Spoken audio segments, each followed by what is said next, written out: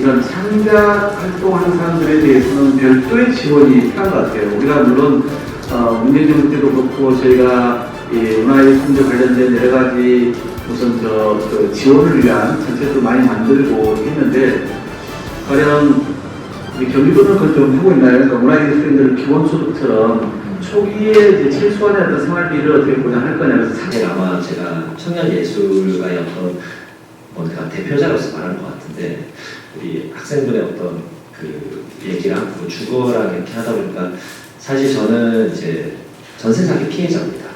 네.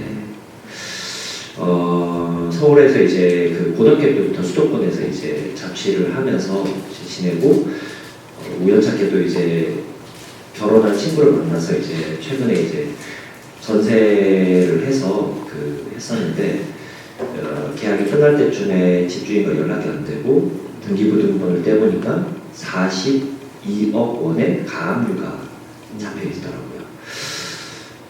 이게 진짜 나의 인생의 스토리인가 굉장히 그런 생각을 많이 했어요. 제도적으로 아직 그때 이제 23년도, 24년도였어서 정착되지 좀 않았고 이제 전세 사기 피해자로서 인정받기 위해서 첫 번째가 경찰서에 신고를 해야 됩니다. 경찰서에 신고하면 우리나라 일사부재이라고 해서 하나의 사건의 하나의 죄예요. 예를 들면 사기라는 게 그쪽 경찰에서 혐의가 없다 하면 저는 전세 사기 피해자가 못 되는 상황에서 제가 물적 증거, 인적 증거, 그 다음에 정황적 증거까지 다 논문처럼 다 작성해가지고 책 한 권을 만들어서 제출했어요. 그러니까 우리나라에서 전세 사기 피해자로서 입증받기 위해서는 굉장히 어려운 절차가 있습니다. 전세 사기 피해자가 되는 것도 요즘 굉장히 어려워요. 조금 내가 컴퓨터를 못한다, 혹은 내가 제도적인 부분에서 좀 그 지구력이 약하다 이러면 할 수가 없습니다. 아마 이제 여러분들도 자취를 하시거나 독립을 하실 건데 집을 잘 알아보고 이건 문제가 안 돼요. 왜냐면 사기는 계속해서 제도적으로 하더라도 그 사기는 계속해서 더 발전해요. 최근에는 제 2차적인 전세 사기 피해가 있어요. 왜냐면 이제 낙찰자가 낙찰을 하고 나서 그 중간에 제도적인 빈 부분이 있거든요. 이제 배당금을 주면 나가야 돼요. 지금 제가 그 상황입니다. 이제 강제 경매가 됐고 거기서 이제 지금 최근에 집을 나가야 되는 상황이 됐어요. 보증금 못 받습니다. 제도적으로 받을 수 있는 게 없어요. LH에서 이제 임대주택을 받게끔 할 수 있는 제도가 있는데 10년 동안 거기서 살게끔 해주는 거예요. 10년 동안. 누가 전세사기 피해당한 집에서 살고 싶겠습니까? 또 이제 자녀를 꿈꾸고 하는 집에서 이제 좁은 투룸에서 10년 동안 사는데 10년 동안 살고 나면 보증금을 주지 않아요. 그러니까 제도적으로 보증금을 받을 수 있는 형태는 아니에요. 전세사기 피해자가. 이런 상황에서 이제 좀 꿈을 그리고 뭐 해외로 뭐 이렇게 하는 건 이제 다른 거고, 이제 손진영이랑 서울에 살고 있는 청년으로서는 좀 어려운 부분이 많습니다. 네. 당장에 사실 서울시에서 이사를 가는데 이사비 지원, 뭐 복비 지원 이런 것도 좀 어렵고요. 그런 것도 없고 제도적으로. 그리고 이제 보증금을 어떻게든 마련해야 되는데 대출하는데 최근에 이제 은행의 대출이 이제 안 됐어요. 이제 거부를 당했죠. 여러분들 이제 은행 가서 대출할 때 굉장히 저자세가 됩니다. 근데 이제 내 모습 보면 좀 되게 비참해요. 나는 그래도 서울시에서 굉장히 그 하나의 청년으로서 이제 열심히 일하고 했다고 했는데 은행 앞에서 가면 굉장히 작아지더라고요. 내 소득이 굉장히 작고 은행에 갔을 때는 열심히 살지 못한 청년으로서 좀 이렇게 비춰지는 것 같아서 최근에 좀 많이 돌아보게 됐습니다. 예를 들면 이제 그런 거죠. 뭐 좀 더 국가적인 얘기고 더 큰 얘기일 수 있겠지만 서울시 안에서라도 예를 들면 SH에서 그런 거 있거든요. 행복장기안심주택이라고 4,500만까지 무이자로 10년 동안 지원해 주는 게 있어요. 예를 들면 그거를 조금 개선을 해서 청년 전세 사기 피해자, 즉 2년에서 3년 동안 거주한 서울시 친구들한테 전세 사기 피해자 친구들한테 무이자로 소정의 보증금이라도 좀 지원할 수 있다면, 다만 저 반전세라도 혹은 뭐 월세라도 좀 들어갈 수 있는 보증금 형태의 어떤 좀 지원이 있지 않을까. 좀 제가 이번에 제도를 찾아보면서 조금 눈물을 먹으면서 컴퓨터에 앉아서 찾아보는데 정말 없어요. 그런 부분들 조금 개선해 주십시오. 혹은 최소한의 이상, 예를 들면 지금 저는 이제 솔직히 말하면 서울을 벗어나야 된다 이런 생각도 많이 하거든요. 왜냐면 너무 경쟁이 너무 심해서 집값 너무 많이 올랐어요. 뭐 전세도 너무 많이 오르고 뭐 월세 너무 힘듭니다. 경기도로 가야 되나? 더 지방으로 가야 되나?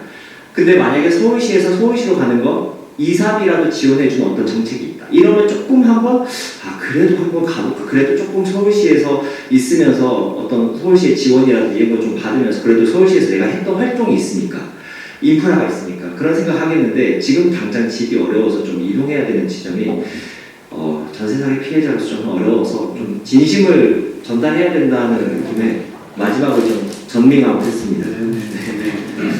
일인데 당장 그때 좀 조기 신속 추진 과정 정해서 바로 발표했던 것 중에 하나가 전세사기 문제거든요. 법무부 들어와 서울시 들어와 해가지고 제가 관계기관 LHK 다 회의를 열게 하고, 그래서 사각지대에 있던 피해자 구제와 관련해서 한 3,000명에게 2천만 원 정도씩 이제 보상토록 하는 것도 제가 좀 챙겨봤고, 그다음에 이 절차 문제, 입증 측면 문제도 그때 좀 봤는데 제가 다 제대로 이해를 못했거나 놓치고 있는 부분을 좀 있었던 것 같긴 하는데, 그래서 지금 말씀하신 부분도 좀 더 제가 좀 이제 후속적으로 좀 알아봐야겠다는 생각은 드네요. 그러니까 뭐 지금 현재도 아마 부동산 중개 보수나 이사비 지원도 그 서울에 생애 한 번에 걸쳐서 최대 140만 원까지 이제 12정 정도만 지금 서울이 중위소득 150% 이하이거나 2억 이하의 무주택자에 대해서만 좀 하고 있는 모양이에요. 그러니까 그 대상의 문제도 좀 더 확대하거나 이럴 필요가 있다고 생각이 들고, 제가 요즘은 이런 고민까지 합니다. 아까 얘기했던 청년주택이나 또 신혼부부주택을 얘기하는데, 청년들이야 목이 좋은데 그다음에 저렴하게 그런 질 좋은 이제 공공주택 들어가기를 굉장히 선호할 거고, 기숙사 같은 경우도 대학생들도 좀 많이 부족하잖아요. 그리고 기숙사 비용도 되게 좀 많이 PTL 중심으로 많이 비싸지 않습니까? 그러니까 이것도 좀 더 대학들이 짓도록, 아니면 연합기숙사가 지어가지고 그걸 좀 부담을 전담시켜줘야 되는 측면도 있고요. 또 한편에서 제가 생각하는 것 중에 이런 거죠. 이제 결혼을 해서 아이를 둘이 결혼해서 살 수 있는 신혼부부주택이 있다면 아이 한 명을 낳아서 키울 수 있는 신혼부부주택이 있잖아요. 이런 걸 공공주택으로 우리가 좀 많이 공급을 해야 됩니다. 그런데 우리가 저출산 얘기를 하면서 그러면 2명 이상 나올 때는 어떻게 할까요? 3명 이상 나와서 똑같은 평수에 살아야 돼? 14평, 17평 이런 살아야 돼? 이런 질문에 봉착하지 않습니까? 그래서 제가 요즘은 공개로 얘기하는 겁니다. 요즘 용적률을 올려줘야 아파트를 다시 짓거나 아파트를 새로 지으면은 법정 용적률이라는 게 있거든요. 150%는 150% 이렇게 뭐 130%, 130%. 근데 그것보다 더 높여주는 경우가 있어요. 그러면 그 법정보다 법의정확보다 더 높여주는 거에 예를 들어서 뭐 40%, 50%를 공공기여로 내놔라 이렇게 얘기를 하면서 거기에 이제 소위 임대 아파트를 이제 보통 기여를 받거든요. 그래서 그걸 이제 보통 입주를 하게 하는데 자기 되는 분들을 제가 요즘 가는 생각 두 가지예요. 하나는 이제 강남에 그렇게 해서 소셜 믹스로 옛날처럼 임대아파트 따로 짓지 않고 그 안에 넣으면서 좋은 아파트를 지어주긴 하는데, 거기에 입주해서 살다 보니까 소득이 좀 적은 사람들은 이제 일단 부담이 되는 집이 있고 살기. 두 번째는 주민들끼리 유화감 받쳐지는 임대아파트에 이러면서 또 부담이 생기는 게 있다는 거예요. 제가 요즘 굳이 그렇게 얘기해야 되고, 그리고 고가 아파트에서는 아예 현금으로 기부를 해달라고 그래요.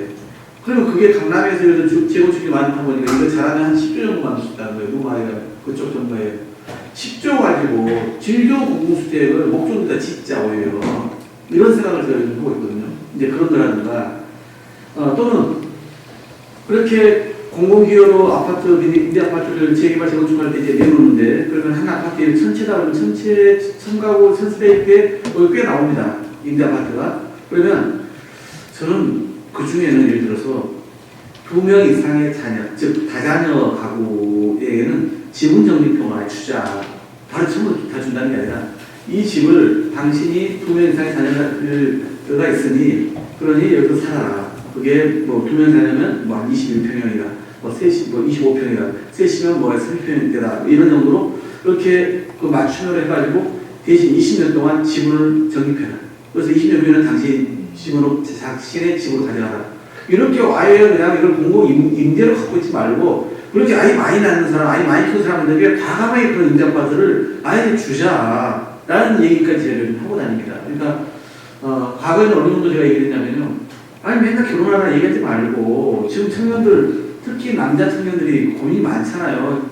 경쟁에서 밀린다라고 하는 그런 어떤 생각도 갖고 있고, 직장 갖기도 옛날만큼 쉽지 않다는 생각도 갖고 있고, 그러니 결혼에 대해서 물어보면 훨씬 더 그런 거에 대해서 좀 소극적인 것들을 좀 드러나고 있고 그러잖아요.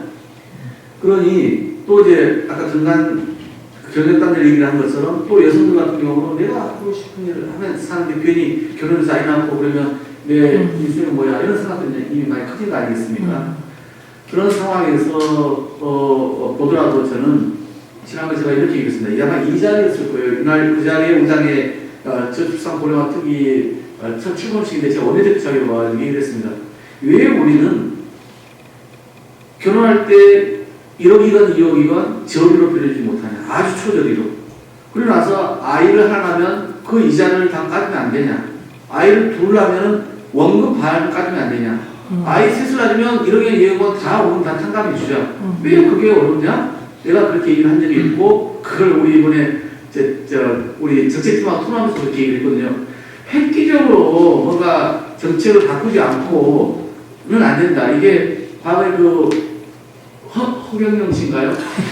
그렇게 공룡부양 가능하다는 그런 황된 얘기 말고 저는 충분히 진짜 우리가 청년과 신혼부부와 출산 문제를 고민한다면 이런 전향적 정책을 이제 고민할 때다라고 얘기했어요. 그리고 그때도 똑같이 공공주택을 결혼할 때는 어떻게 하고 아이 하나 할 때는 공공주택을 어느 정도 둘 다 할 때부터 어떻게 하자 이런 얘기를 그때도 했거든요. 그러니까 저는 그런 문제 청년들이 가장 크게 고민하는 게 취업의 문제, 일자리 문제, 소득이 발생하는 문제와 함께 결혼을 고민할 수 있는 가장 주거의 문제일 거예요. 그런 거 아닙니까? 결혼 안 하더라도 도시에서 혼자 사는 문제가 특징이 있는 거고. 그러니까 이런 것에서 획기적인 대책을 중앙정부와 서울시가 내놓지 않으면 이걸 잘 해서 안 된다. 이런 생각을 가져요. 아니, 우리가 하나 답변한 얘기가 이렇게 되면서. 하여튼, 그래서 오늘 여러분들께서 주신 말씀 제가 다 답변 못해서 너무 아쉬운데, 나중에도 이런 기회가 있으면 좋을 것 같고, 오늘 사실은 저는 경청한 날에 좀 듣고만 싶다 제가 말 많이 해서 미안한데, 그리고 기밥도 준비를 안 하고, 이 저녁시까지 너무 좀 다 직장 끝나고 왔는데, 선거생하는 것 같아가지고, 왜 이렇게 진행을 한감독님 하십니까? 하여튼, 선거법 문제는. 정면의 현실입니다. 그 다음에 이제 제가 끝으로 말씀드리고 싶은 것은, 그래서, 아이고, 원래는 호프라도 한잔 하면서, 이제 치킨 하나 좀 먹으면서 얘기하는 게 더 좋았겠다 싶은 생각과 함께, 김밥을 좀 먹던지, 마지막으로는, 제가 20대 때는 학생운동하고, 청년운동하고, 그래서 3대 중반까지 보냈어요. 청년운동을 저는 남들보다 오래 했습니다. 전국단체 대표 일을 하면서. 근데 그때만 해도 청년들은 오로지 민주화운동, 시대에 뭔가 공부해내고 막 이렇게만 요구했거든요. 근데 제가 청년운동을 하는 시기부터 비로소 청년 문제에 관심을 갖기 시작했습니다. 그전에는 나라의 문제, 공동체의 문제에 관심을 청년들이 많이 가졌는데 거기 다 헌신 공부해라. 감옥을 가고 노동운동에 들어가고 이렇게 요구를 받았다면 제가 청년운동한 시기부터 청년들이 옛날 같지가 않다. 이제 개천에서 용납하기 어려울 것 같다.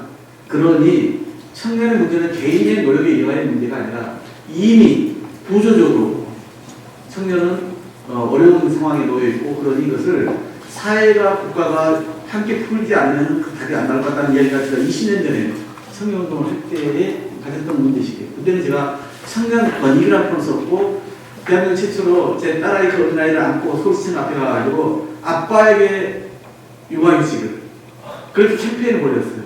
여기 천준호 이번에 그 강북구의 의원도 같이 그때 앉아서 저도 제 딸아이를 데리고 아빠에게 물론 그때 청년단체 일반 직장인은 아니었죠. 20년이 이제 헐 시간이 지났어요. 지금이야 아빠 육아휴직 받을 때였고 여러 가지 지원제도 많이 생겼습니다만은 훨씬 더 청년들의 삶은 고단하게 되어 있는 상황이잖아요. 그러니 저는 국가와 또는 지방정부까지 해야 될 일이 참 많다고 생각합니다. 제가 그래서 그 청년정부문화센터, 한국청년연합회, 2035 유권연대토 이런 청년운동 하다가 당에 들어와서도 유일하게 청년위원장을 정치위원장을 2번 한 사람이에요. 그래서 여러 가지 청년 문제에 대해서 고민 많이 하는 게 2002년도 2035 유권연대토 할 때는 전국적 여러 단체, 대학생단체, 청년단체 묶어가지고 최초로 청년 정책 제안 운동을 노무현 후보, 정몽준 후보, 사람들한테 청년 정책도 제안해봤어요. 투표 참여 운동만 한 게 아니라. 그리고 당에 들어와서도 마찬가지로 정청년단을 도움하면서 대학생 모임을 최초로 만들었습니다. 그때만 해도 대학생 모임이라는 게 따로 없었거든요. 지금 대학생위원회가 됐죠. 그리고 국회에 들어와서 청년 플랜 2.0이라고 하는 청년 문제를 해결하기 위한 의원, 국회의원 연구단체를 우리 그 예약하지 말자. 30, 40대, 그때는 20대가 없었어요. 그래서 젊은 청년들이 하자 해가지고, 제가 여야의 가장 젊은 청년들로만 제가 제안을 모아가지고, 제가 그 공동대표를 맡아서 청년 플랜 2.0이라고 하는 의원연구단체를 만들어서 청년들의 문제를 되게 많이 들었습니다. 이미 벌써 제 초선 때니까 2012년부터 16년, 10년 전이래요. 그래서 그때 나온 이야기가 청년 기본법 만들자. 그래서 저도 그때 발의를 했고, 다음에 결국은 그 다음 20대 때 그 청년 기본법을 통과시켰습니다.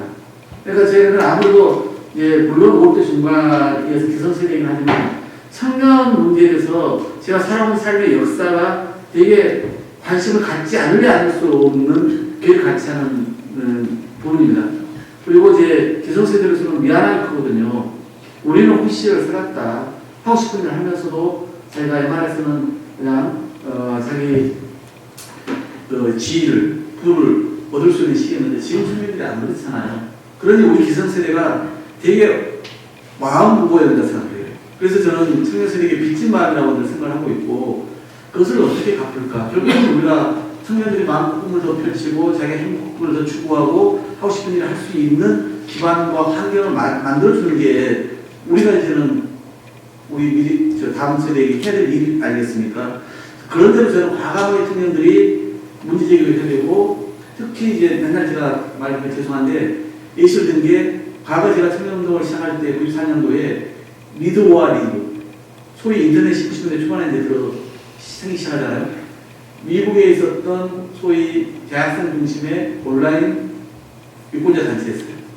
그래서 기성세대에게 문제제기를 한 겁니다. 영국 자신들의 정당한 권익을 그 누구에게도 아버지 어머니건 엄마 아빠건 기성세대 간에 빼앗겨서는 안 된다. 그건 싸워야 될, 그래서 쟁취해야 될 것이다라고 저는 생각해요.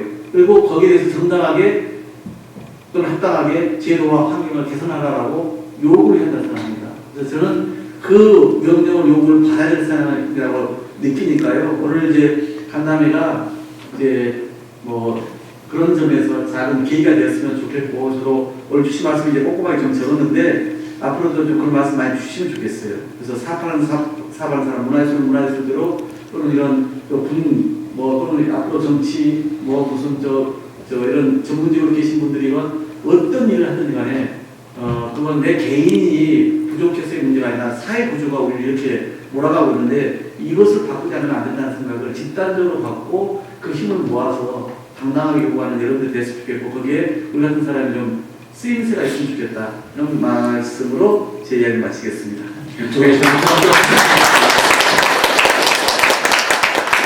그래서 좀 준비하지 못한 어려움이 있었나 이렇게 좀 말씀을 드리고 싶고요. 저쪽은 밥 먹고 있더라고요.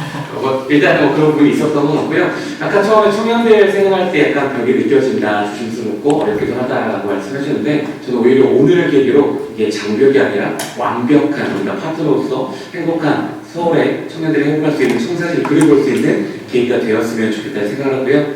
말씀하셨던 것처럼 앞으로 더 다양하게 또 많은 시간 또 다양한 일도 오고할 수 있도록 계속 시간을 마련할 테니까요. 여러분의 이야기들 자주자주 또 많이 들려주시길 부탁드리도록 하겠습니다. 귀한 시간, 많은 시간 또 할애해주셔서 너무 감사드리고요. 마지막으로 그래도 단체 사진 하나 찍고 마무리할까요? 괜찮으실까요? 네. 자, 그러면 지금 챙겨 씨가 여기 맞죠? 네. 당신 근처에 마켓이에요, 이게. 네. 저도 최근에 알았어요. 그래서 제가 원래 이제 이분이라고 하는 이름이 홍당무 붉은 뿌리 이렇게 사는 줄 아는데 원래 한자는 그 뜻이 아닌데, 그래서 야채 당근도 있지만 당신 근처에 홍분이 이렇게. 제가 한번 당근 하면 여러분께서 홍분 한번 해주세요. 네. 자, 외치겠습니다. 자, 두 번 할 거예요. 자, 당근! 당근! 당근! 당근! 자, 하트 한번 해줘요. 다 좋습니다. 하나, 둘, 셋, 하트.